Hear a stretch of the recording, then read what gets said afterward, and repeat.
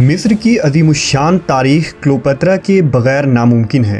क्लोपेत्रा को हुस्न की देवी, बेवफ़ाई की अलामत और जहरीली नागिन जैसे अलक़ाबात दिए जाते रहे हैं, लेकिन जदीद तहक़ीक़ ने इनमें से अक्सर को गलत साबित कर दिया है।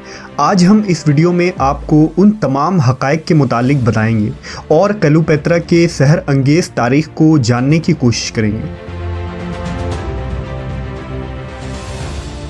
क्लोपेत्रा को इस जहां से गुजरे 2000 साल से ज़्यादा का अरसा गुजर चुका है। वो इतनी खूबसूरत और हसीन थी कि उसे देखते ही लोग उसके हुस्न में गिरफ्तार हो जाते थे। जब वो पानी पीती तो पानी उसके खूबसूरत गर्दन से गुजरता हुआ बाआसानी दिखाई देता था। कहा जाता है कि वो मुख्तलिफ जानवरों के दूध से नहाया करती थी। मिस्रियों के मुताबिक वो हुस्न की देवी थी जो क्लोपेत्रा के रूप में इस दुनिया में ज़ाहिर हुई थी। खूबसूरत औरतें यूं तो दुनिया में पैदा होती रहती हैं, लेकिन क्लोपेत्रा जैसी शख्सियत शायद ही किसी को नसीब हुआ हो। अगर बेपनाह हुस्न के साथ औरत को ज़हानत भी अता की गई हो तो ये किसी करिश्मे से कम नहीं। क्लोपेत्रा हुस्न की मलका तो थी ही, लेकिन इसके साथ साथ बला की ज़हीन भी थी। उसने बड़े बड़े चालाक बादशाहों को अपने जुल्फ़ों का असीर बना रखा था। क्लोपेत्रा मिस्र पर हुक्मरानी करने वाली 33वें ख़ानदान की आखिरी हुक्मरां थी। इसके जद्द अमजद सिकंदर आज़म का जर्नैल बतलीमूस था। उसने सिकंदर आज़म के मरने के बाद खुद मुख्तारी का ऐलान करके मिस्र पर कब्ज़ा कर लिया था। इस ख़ानदान ने मिस्र पर 300 साल हुकूमत की।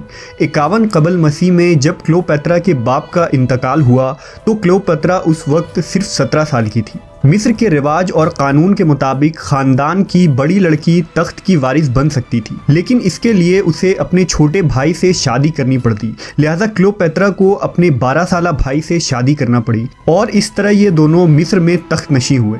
दरअसल ये मिस्र का रिवाज था और वहाँ एक बहन की भाई से शादी करना कोई बुरी बात नहीं समझी जाती थी।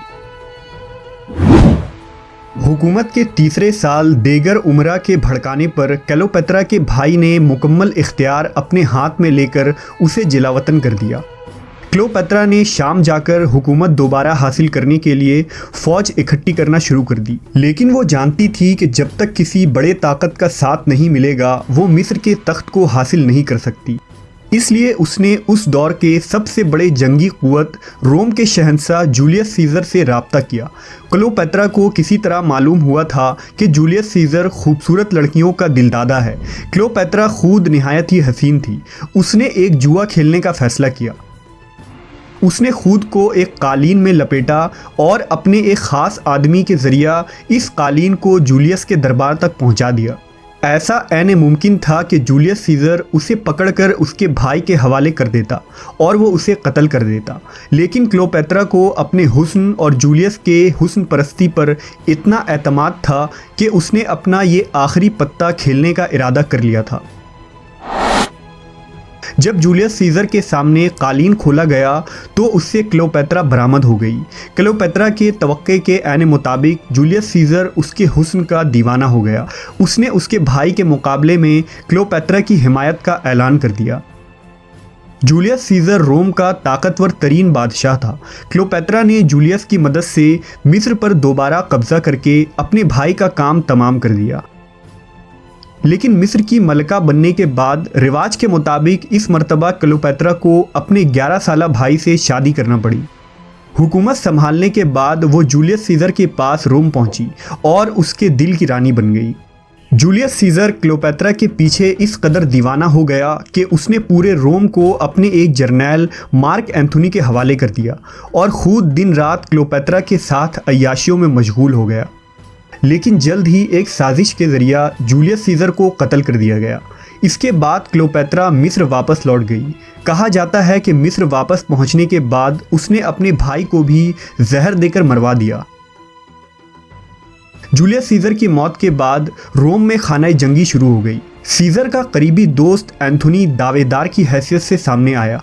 क्लोपेत्रा ने इस जंग में किसी की भी हिमायत नहीं की, जिस पर मार्क एंथोनी ने उसे बुलाकर इसकी वजह जाननी चाहिए। लेकिन जब क्लोपेत्रा अपने तबाहकुन हुस्न लेकर उसके सामने आई तो वो भी उसकी मोहब्बत में मुब्तला हो गया और उसके साथ मिस्र आ गया। क्लियोपेत्रा के साथ कुछ अरसा गुजारने के बाद उसे रोम वापस लौटना पड़ा। इसके जाने के बाद क्लियोपेत्रा ने इसके जुड़वा बच्चों को जन्म दिया।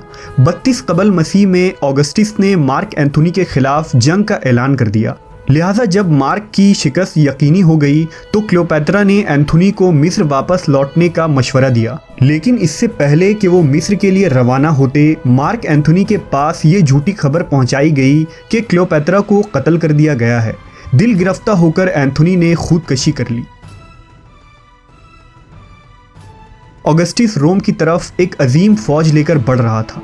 क्लियोपेत्रा को ये खबर मिली कि ऑगस्टस फतह के बाद रोम की बाज़ारों में क्लियोपेत्रा की नुमाइश करवाने का इरादा रखता है। लिहाजा उसने खुद को सांप से डसवा कर 39 साल की उम्र में खुदकशी कर ली।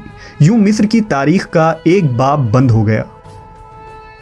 क्लियोपेत्रा अपने हंगामा खेज ज़िंदगी के बदौलत न सिर्फ तारीख के किताबों में हमेशा के लिए ज़िंदा जावेद हो गई, बल्कि क्लियोपेत्रा ने तारीख में खुद को एक अजीबो गरीब सहर अंगेज़ हुस्न की मलका और होश की पुजारन के तौर पर पेश किया, जिसने इक़्तिदार हासिल करने के लिए अपने हुस्न का इस्तेमाल किया था।